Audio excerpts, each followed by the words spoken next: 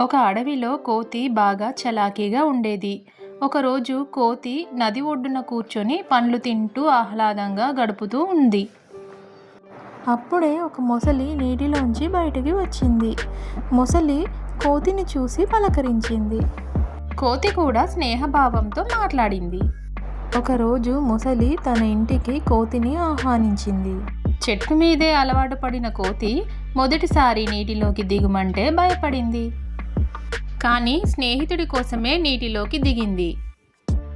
మొసలి భార్య కోతి గుండె తినాలనుకుందంట.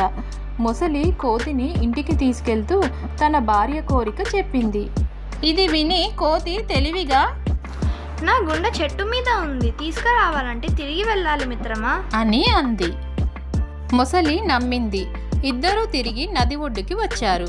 కోతి వెంటనే చెట్టెక్కి, నీవు నమ్మక ద్రోహం చేశావు, ఇంతటితో నీ కథ ముగిసింది అని చెప్పి మొసలిని విడిచేసింది.